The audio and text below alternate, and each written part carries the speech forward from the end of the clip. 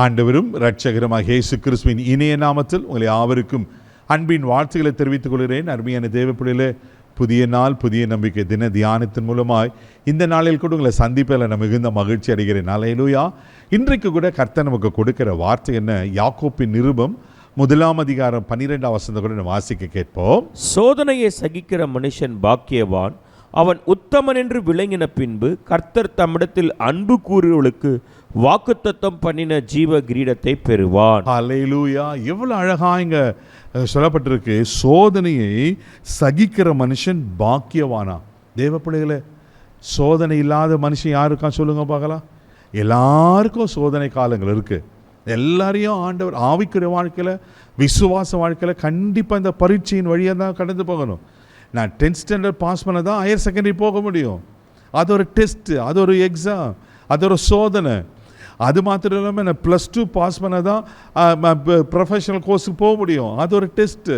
தெய்வப்பிள்ளை, எப்படி நம்ம வாழ்க்கையில் ஒரு ப்ரமோஷனுக்கு போகணுமோ எல்லாத்துக்கும் ஒரு டெஸ்ட் இருக்கிறது போல் ஆவிக்குரிய வாழ்க்கையில் கூட ஆண்டவர் நம்ம சில நேரத்தில் சோதிப்பார். ஏன்னா அங்கே சொல்லப்பட்டிருக்கு, அவன் உத்தமன் என்று விளங்கின பின்பு கர்த்தர் தம்மிடத்தில் அன்பு கூறுவர்களுக்கு வாக்குத்தத்தம் பண்ணப்பட்ட ஜீவ கிரீடத்தை கொடுப்பாரா. அவன் உத்தமமான இருக்கிறானா, அவன் என் விசுவாசத்தை காத்து கொண்டிருக்கிறானா, அவன் ஜீவ கிரீடத்தை பெற்றுக்கொள்வதற்கு தகுதியுள்ளவனா இருக்கிறானா, இப்படியெல்லாம் கர்த்தர் நம்மளை சோதிக்கிறார். அல்லேலூயா, அல்லேலூயா. அப்போது ஐயோ ஏன் எனக்கு இப்படி கஷ்டம், ஏன் வாழ்க்கையில் இவ்வளோ பெரிய சோதனை, ஏன் இவ்வளோ பிரச்சனை, பயப்படாதீங்க. ஆண்டவர் சோதிப்பார்னா நிச்சயமாக அவர் என்ன பண்ணாங்கனாக்கா நமக்கு வாக்குத்தத்தம் பண்ணப்பட்ட ஜீவ கிரீடத்தை கொடுப்பாரு. சோதனைக்கு பிறகு ஒரு பெரிய உயர்வு, ஒரு பெரிய பிளஸ்ஸிங்கை நீங்கள் பார்ப்பீங்க. தேவப்பிள்ளையில அதே யாக்கோபு 1 அதிகாரம் 13 வசனத்தில் வாசிக்கும் போது இப்படியா சொல்லப்பட்டிருக்கு. வாசிக்க கேட்போம்.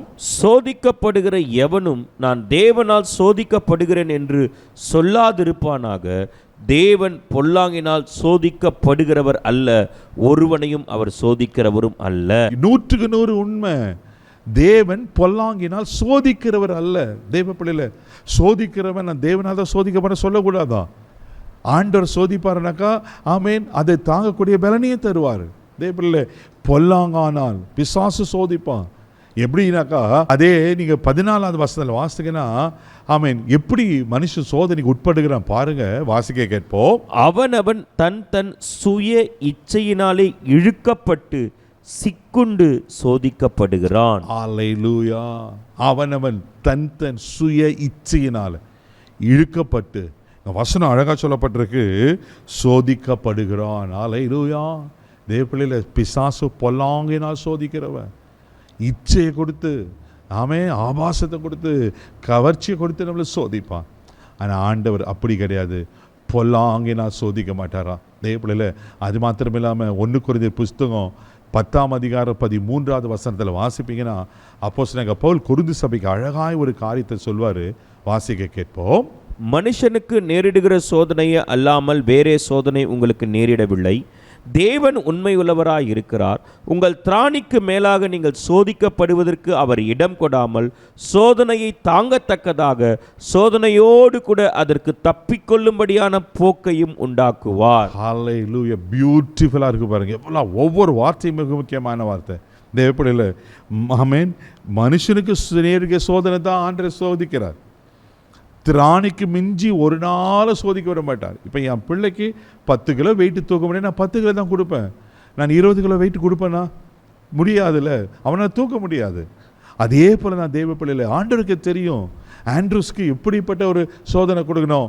ஆண்டவருக்கு தெரியும் உங்கள் கெப்பாசிட்டி என்ன தெரியும். நான் ஏற்கனவே பார்த்தா அவர் பொல்லாங்கினால் சோதிக்கிறவர் அல்ல, திராணிக்கு மிஞ்சியோர் சோதிக்க மாட்டாரா. அது மாத்திரம் இல்லாமல் இங்கே சொல்லப்பட்டிருக்கு, சோதனையை தாங்கி கொள்ளத்தக்கதாக அதுக்கு தப்பிக்கொள்ளும் போக்கியும் உண்டு பண்ணுவார். அல்லேலூயா. அதுதாங்க ஆண்டவர், அதுதான் ஆண்டவர். ஒரு இப்போ சோதனை காலம் போல் இருக்கா? பல காரியங்கள் நீங்கள் சோதிக்கப்பட்டிருக்கீங்களா? நீங்கள் தேவனால் சோதிக்கப்படுறீங்களா, பொல்லாங்கினால் சோதிக்கப்பட்டிருக்கிறீங்களா? யோசித்து பாருங்கள். உங்கள் இச்சையினால் சோதிக்கப்படுறீங்களா? யோசித்து பாருங்கள். நீங்கள் ஆண்டவர்களை ஒப்பு கொடுப்போம். ஆண்டவர் சோதிக்கிறாருன்னா நம்மளை ஒரு பொன்னாக விளங்குவதற்கு, நமக்கு ஜீவ கிரீடத்தை கொடுப்பதற்கு தான் ஆண்டவர் சோதிப்பார். ஆனால் பிசாசு அப்படி கிடையாது. தேவப்பிள்ளையில, நீங்கள் நன்கு அதை அறிஞ்சு நீங்கள் தேவனை சார்ந்து கொடுங்க. அதை சோதிப்பார்னா உங்களை சுத்த பொன்னாக விளங்க பண்ணுவார். கண்களை மூடி நம்ம ஜெபிக்கலாம். அன்பு தகப்பனே, உமக்கு நன்றி சொல்லி உம்மை துதிக்கிறோம், ஸ்தோத்திரம்ப்பா. ஆண்டவரே, எங்களை பொல்லாங்கினால் சோதிக்கிறவர் அல்ல, திராணிக்கு மிஞ்சி எங்களை சோதிக்கிறவர் அல்ல. ஆண்டவரே, எங்களை சோதித்து நீங்கள் சோதிப்பீங்கன்னா எங்களுக்கு ஜீவ கிரீடத்தை கொடுப்பீங்கப்பா. அதுக்காக நன்றி சொல்லுகிறோம். எங்களை பாதுகாத்துக்கோ.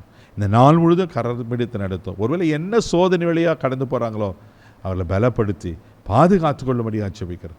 இந்த நாள் முழுவதும் உங்கள் அன்பின் கரத்தில் ஒப்புக் கொடுக்குறேன். இயேசுவின் மூலம் ஜெபம் கேளும் பிதாவே, ஆமென். அவர் உங்களை பொல்லாங்கி நான் சோதிக்க மாட்டார். தைரியமாக போங்க. God bless you.